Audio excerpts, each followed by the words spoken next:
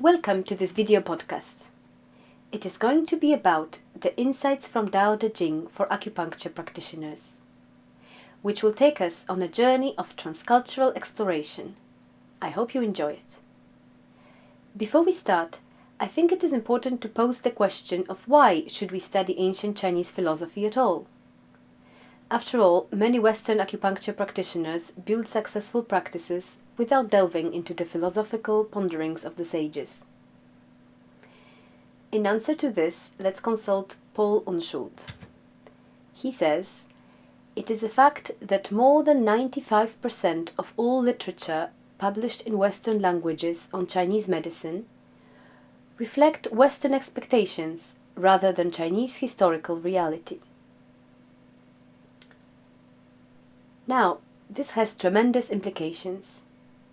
It implies that many practitioners are practicing what they think is Chinese medicine, but in fact it is not. So let us have a closer look at how this situation comes about. As students, and later as practitioners of any medicine, we are influenced by the entirety of our socio-cultural environments.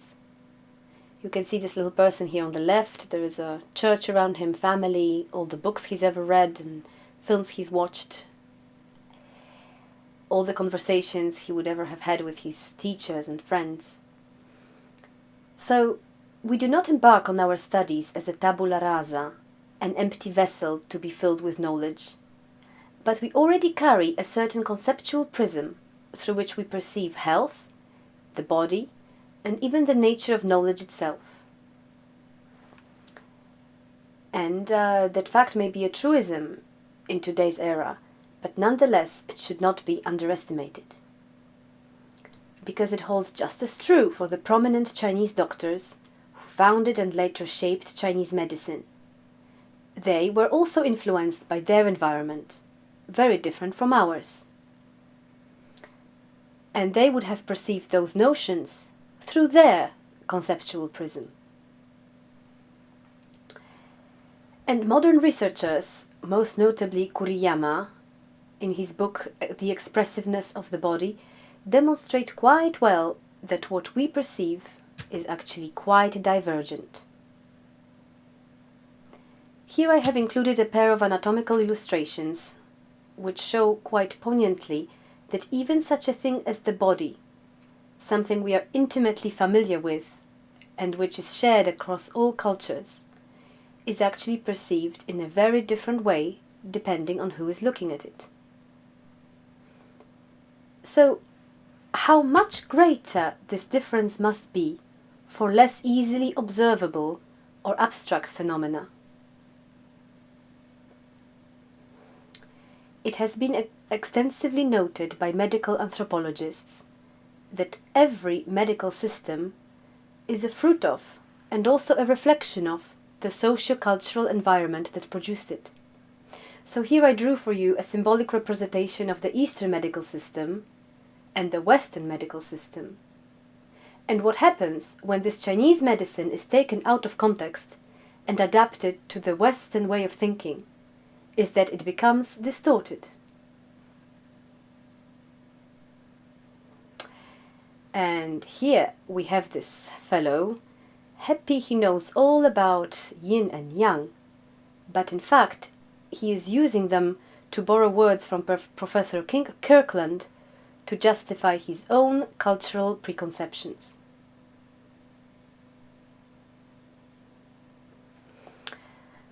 How then do we avoid such a distortion?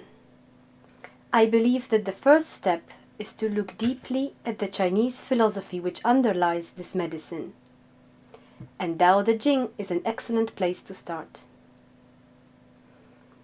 Daodejing means the classic of way and virtue, and its authorship is ascribed to Laozi, who is a semi-legendary figure. According to Sima Qian's historical chronicle Shiji, he was a senior contemporary of Confucius, but already in his time it was not clear actually who that man was, and there were different traditions, different ideas about his identity.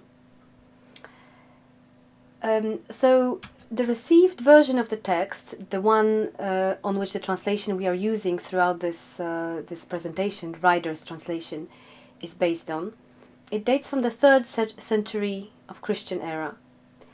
But the new archaeological discoveries from Mawangdui tombs revealed that in fact Daodejing is about 500 years older. It dates from the late 3rd or early 2nd century BC. This means that it was already in existence when the great classics of Chinese medicine, like Daodejing, were composed or compiled. Because just like Daodejing, they may have been composed over time. Daodejing rose to unprecedented prominence during the Tang dynasty. An imperial decree ordered every household to hold a copy. It was passages from it were inscribed on pillars in the royal capital, and it was also a compulsory text for the imperial examinations. And this prominence, also the way it reverberates throughout arts and literature of China, made it perceived as a sort of Bible of the East. And this is how some scholars would refer to Daodejing. However, another, perhaps more sophisticated way to view it is as a part of an ideological stew from Chinese antiquity.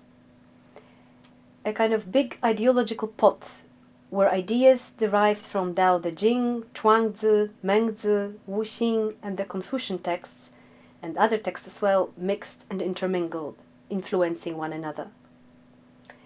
And this stew was, according to Nathan Sivin, a common diet of the well-educated Chinese gentleman.